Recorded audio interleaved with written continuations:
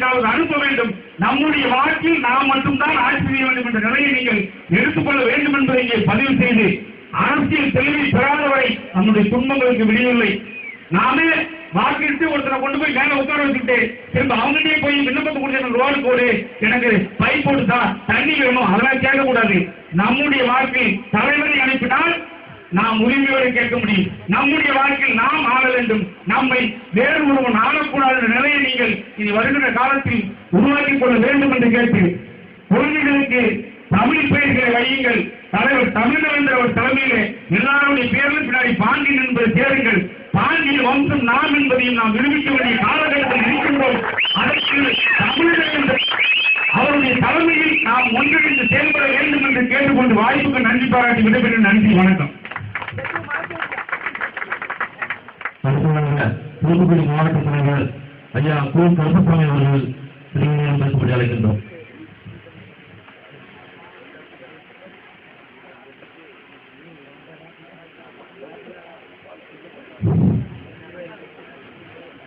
மக்கள் எல்லாம் நல்ல புரிந்து விட்டார்கள், நல்ல ஆர்வம் வைத்திருக்கார்கள். மக்கள் எல்லாம் தெளிவாகத்தான் இருக்கார்கள். நாட்டில் அழிந்து பண்ணுவது முழுவதும் எம்பி எம்எல்ஏ அவர்கள் தான் அழிந்து நாட்டில் பண்ணுகிறார்கள்.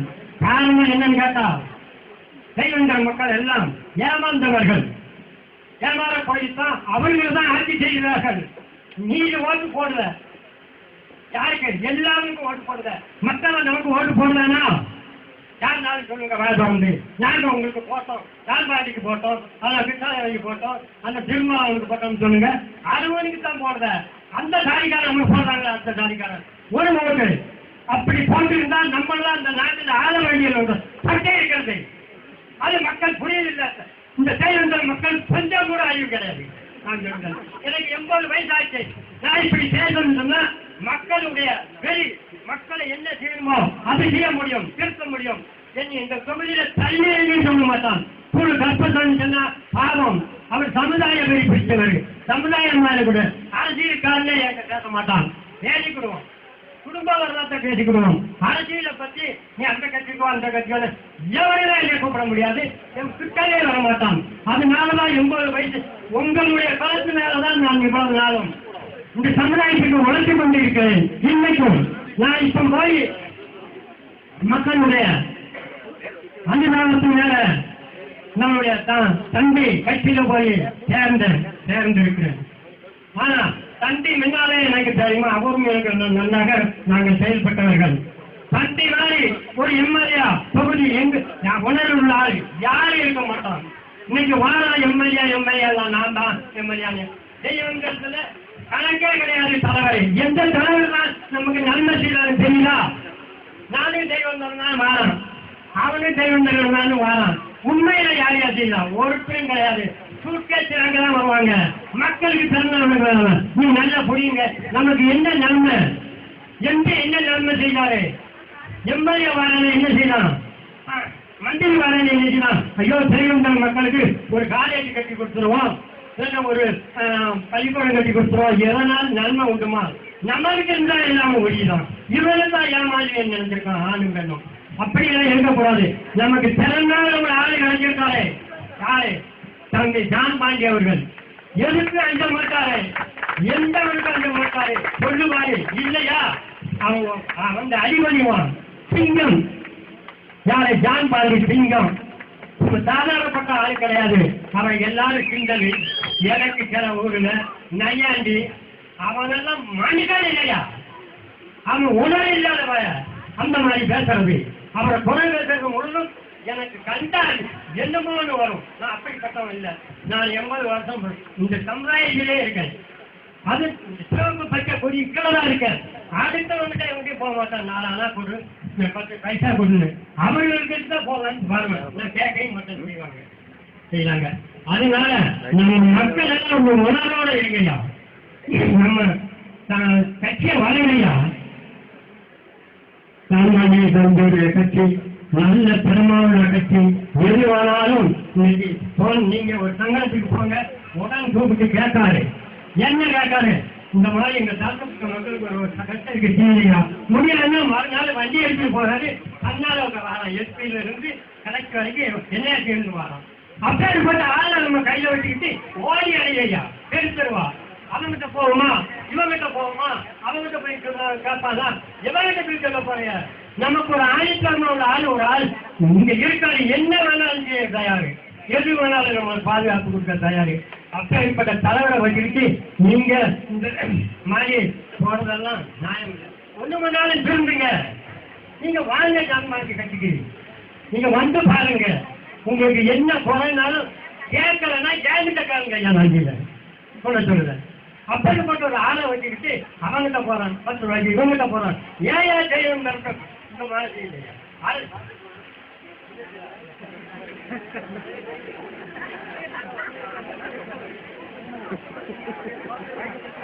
யாரும் ஒண்ணு பாருங்க, ஊருக்கு ஒருத்தர் அவன் ஜாவுதான் இவன் ஜாவுதான். நம்ம பாதிச்சா அரசியல் கடைசியா நம்ம ஆளுங்க பாதிச்சா என்ன செய்யறாங்க பாருங்க. அவன் சாதியில ஒரு ஆள் சேர்த்து போனா அவனை தெய்வம் மாதிரி கொண்டாடுறான். அரசியல் அவனுக்கு அரசியல் விழா வைக்கணுங்க, அவனுக்கு மாளிகை கட்டணுங்க. நம்ம கட்ட போனா நம்ம ஆளுகளுக்கு எவன் செய்யலாம். இன்னைக்கு தமிழ்நாட்டில் எடுத்துக்கிட்டா உண்மையாக ஒரு சாதிக்காக நமக்கு மாத்திரமில்ல எல்லா சமுதாயத்துக்கும் பாடுபட்டது சுந்தரலிங்கம் தான். எல்லாரும் சும்மா பறிக்காம போன கெட்டவன் தான் நம்ம கும்பிடுதோம் கைக்கும். சுந்தரலிங்கம் ஒருவன் தான் தமிழ்நாட்டிலேயே சாதிக்காக எல்லா சாதிக்கும் சோதனை வெள்ளிக்காரங்க எழுத்து போராளினவன் அவன் தான். இன்னைக்கு சுந்தரலிங்கம் பாருங்க, நம்ம இருக்க இலக்காரத்தினால சுந்தரலிங்கத்துக்கு ஒரு கட்டடம் இல்லை, ஒரு மண்டபம் இல்லை. அது பாருங்க ஏகப்பட்ட இடங்களுக்கு கெட்டதுக்கு ஆள் இல்லை. எம்எல்ஏ வரம் செய்தானா, எம்பி வரம் செய்தானா, ஒருத்தர் செய்ய மாட்டான். நம்ம செய்வோம், நீங்க எல்லாம் ஒத்துமையா இருங்க. அண்ணன் தான்பாண்டி தலைமையில இந்த திப்பு சுந்தரலிங்கத்துக்கு மணிமண்டபம் கட்டுவோம். நீ ஒரு நாள் நானே போயிட்ட ஒரு கோரத்தை காட்டக்கூடியா நாங்க கட்டணும். அப்படி ஒரு சீரை கட்டுங்கய்யா. சுந்தரலிங்கம் விசாரப்பட்ட ஆளா வெள்ளையில ஏற்று போராடுறது சுந்தரலிங்கம் தான். சுந்தரலிங்கம் கூட இருந்ததெல்லாம் உயிருக்கு தெரிஞ்சு நீதிக்கல்வ காட்டுகளை ஒழிஞ்சவர்கள்லாம் இன்னைக்கு மணிமண்டபம் கேட்கான், அரசியல் விழா கேட்கான். அப்ப உங்களுக்கு வெட்கம் இருக்காயா நமக்கு? சுந்தரலிங்கம் பாருங்க, அந்த யுத்தத்துல வெள்ளைக்காரன் யுத்தத்துல சுந்தரலிங்கம் பாடுபட்டு அவன் கையில வாழையஞ்சு பிடிச்சு இடது கையில வேலையம் பிடிச்சு வெள்ளைக்காரங்க எழுத்து சண்டை போட்டான். எழுத்து மண்டிக்கு சண்டை போட்டு ஈட்டி பாய்ந்த குண்டு பாய்ந்தையில மார்பில் இருந்து ரத்தம் தீரி அடித்தாலும் சுந்தரலிங்கம் தெய்வங்கள் பெருமுதியை காட்டி ஓடினாரையா, ஓடினானா? இன்னைக்கு ஓடலாம். அவன் கூட இருந்தவா நீதிக்கல்வ காட்டுல போய் இருந்து அவனுக்கு மணிமண்டபம் ஒரு பனையோட ஒரு போட்டா. நமக்கு எவன் மட்டும் அந்த சாதிக்காரனுக்கு ஏன் நீ ஒண்ணு விட மாட்டாங்க பானர் போட்டோம் ஒண்ணு முன்ன இளைஞர்கள் அவ்வளவு அண்ணன் தான் கட்சியில வந்து இளைஞர் யாரும் வேணும். உங்களுக்கு அர்த்தம் வந்து ஏன்னா ஏமாத்தான கொடுத்தாங்க. இந்த மாதிரிலாம் இருந்தா நம்ம சமுதாயமே வாழ முடியாது. நம்ம பிரிவோம், இளைஞர்கள் வாழ முடியாது. இளைஞருக்கு நல்ல நேரம் கிடையாது, வேலை வாய்ப்பு நம்ம கிடைக்காது. நீங்க ஆபத்துக்கு போங்க, எவனாலும் மதிக்கானா மதிக்க மாட்டான். நான் அத்த வரவா இந்த வரவா கண்டிஷனுக்கு ஆள் இல்லை. அரசியலும் அப்படி போயிடுச்சு. அரசியல் கூட நம்மளும் அப்படி சேரக்கூடாது. நம்ம ஒரு தனி மதிப்பு உள்ள ஆளு செய்வன் தர்மம் சொன்னா நமக்கு ஏயா செய்வன் தர்மம் பேர் வச்சான், உண்மையா வச்சான். செய்வன் தர்மம் சொன்னா எல்லா சமுதாயத்திலும் கூடினவன், எந்த காரியத்திலும் பெரும்பாஞ்சவன். அப்படிப்பட்ட சமுதாயத்தை பண்ணிக்கிட்டு ஓடியா வந்துக்கிட்டு கேவலப்படுத்திக்கிட்டு இந்த மாதிரிலாம் ஒண்ணு இருக்கக்கூடாது. நீங்க எங்க கட்சியில சேருங்க, தாண்டி கூட வாங்க. நீங்க என்ன காட்டாலும் நடக்கும். ஒரு ஒற்றுமையா இருங்க. செய்வந்தரம் சொன்னால் ஒற்றுமை இருக்கா. நீ எவன் கட்டி குடிப்போ காரியத்துக்கு வா. இன்னைக்கு பாரு காரியத்துக்கு போய்தான் பெருமாள் விஷயத்துக்கு இவ்வளவு நேரம் ஒன்னா இருந்து போடணும். இல்லைன்னா முடியுமா? அது மாதிரி எந்த கட்சிக்கும் போ, ஒழுங்கா போடுறது வா, நமக்கு நன்மைக்கு வா, நல்லது கேளு. எவன் நாளை நமக்கு நம்மளை காட்டி கொடுக்காத தான் நாலு நமக்கு யாரையா கேட்டா நம்ம மணல் வர முடியுதா? ஒரு கடம்பு வர முடியுதா? இந்த நாட்டில் உங்களுக்கு மழை பெஞ்சு அதுல வர ஓட தண்ணியில மணல் இருக்கு. அந்த மணலை வரதுக்கு என்ன நம்ம ஆத்திர போய் அழிக்கும். வீடு எப்படி கட்டுவோம்? அது யாரு கேட்க ஆகி இருக்கா? ஒண்ணும் கிடையாது. நம்மளுடைய சக்தி செய்வதனுடைய ஒற்றுமை இருந்தா எல்லாம் நடக்கும். நான் இன்னைக்கு சொல்லுறேன், நீங்கள் எல்லாம் அந்த கட்சியில வந்து நம்ம முன்னேற்ற கழகத்துல வந்து நீங்க உறுப்பினரா இருந்து ஒண்ணு நிறைய வேலை இருக்கு. நீங்க கொஞ்சம் ஆதரவு கொடுத்தா போதும். தம்பி அதுக்கு நான் பயந்தாலும் கிடையாது, இவனுக்கு அஞ்சு நாளும் கிடையாது, எவன்கிட்ட போய் கிளிய போறதும் கிடையாது. தனி பலத்தை இன்னைக்கு இல்ல, அவள் சிறு வயசுலேருந்தே அப்படி வளர்ந்தாரு. சமுதாயம் இருக்காது, வேற அரசியல்காரங்கிட்ட சமுதாயம் இருக்காது. அவன் கடைசியா இருக்கும், அவனுக்கு கூட்டு கேஸ் தான் அடிப்பாங்க. இப்படி அப்ப நமக்கு இல்லைங்க, மக்கள் ஏற்ற கூட நாங்க 2 பேர் வந்தாங்க. போன் போட்டால் கீழே நேர வண்டியை பிடிச்சி சாதிக்கக்கூடிய ஆளு. அரசை எம்எல்ஏ சாதிப்பாங்கயா, அடுத்தவங்க சொல்லுங்க, பாப்பா வாரேன் நான் பார்த்துக்கிட்டோம்மா. இப்படியெல்லாம் கோளாறு இருக்கு. ஒண்ணுமெல்லாம் நம்ம ஒற்றுமையா இருந்து நம்மளுடைய சமுதாயத்தை வளர்க்கணும். நம்ம சமுதாயத்துக்கு என்ன வேணும்னு கேளுங்க. அதை ஊருக்கு பத்தி வர்றீங்க. ஊருக்கு 4 பேர் இருந்துட்டு செய்தோம், அவன் ஆதியத்துக்காக செய்தோம், வேற எதுக்கு செய்தோம். அதனால நீங்க நம்ம முன்னேற்ற கழகத்துல உறுப்பினரா எல்லாரும் வரணும். சேரம் எல்லாரும் சேர்ந்தா தான் செய்ய முடியும். ஒரு கை தட்டினா ஒன்றும் செய்ய முடியாது. அலையும் 10 நாளைக்கு ஒன்றும் செய்ய முடியாது. உங்களுடைய பலம் வேணும், உங்களுடைய ஒற்றுமை வேணும், உங்களுடைய வளர்ச்சி வேணும். வளர்ச்சி இருந்தால் தான் ஒரு கட்சி விளையாட முடியும்.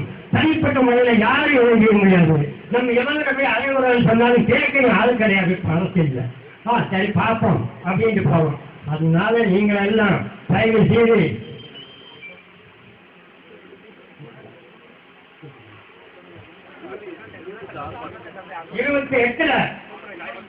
28 நமக்கு ஒரு ஆர்ப்பாட்டம் இருக்கு.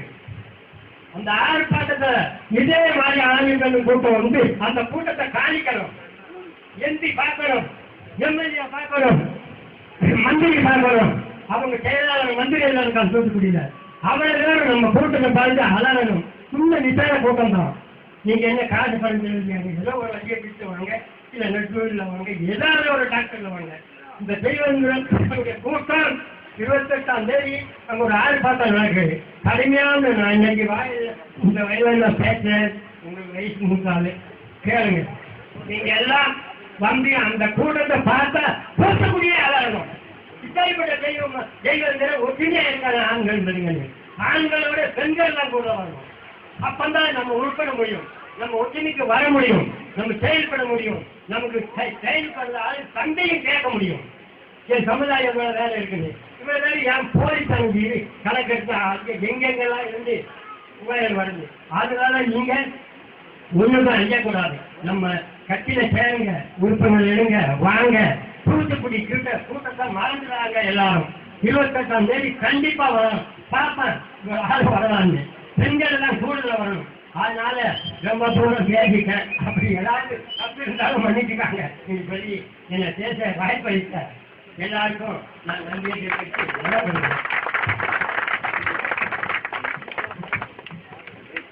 அடுத்தபடியாக சிவப்பு கட்சியினுடைய இந்த இருவர்ண கொடிக்கு சொந்தக்காரரும் கொடியுடைய கதாநாயகமான 2ஆம் இமானுவேல் தேவேந்திரன், நெல்லையினுடைய நெப்போலியன், சமுதாயத்தினுடைய பாதுகாவலர்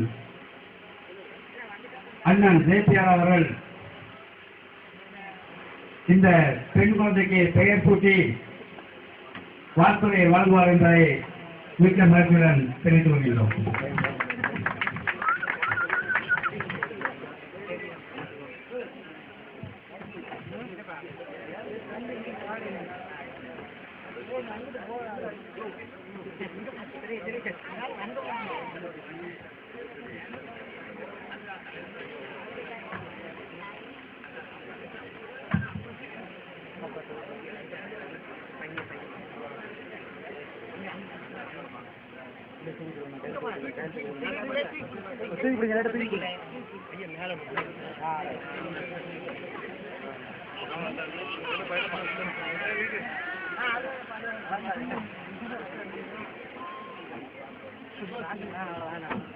சுபஸ்ரீ என்று பெயர் சொல்கிறேன்.